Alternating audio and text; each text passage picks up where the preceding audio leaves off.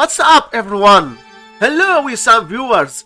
In this time upload 219 minus 219, which equals 0 times 219 minus 219 equals 0. Now we have this problem, 0 times 0, which equals 0. But this answer is not correct, because according to the order of operations, we must do the multiplication and division, then do adding and subtraction. So first we do this multiplication, then this subtraction, and at last this subtraction. So we have first this multiplication, 219 times 219 equals 47,961. So we have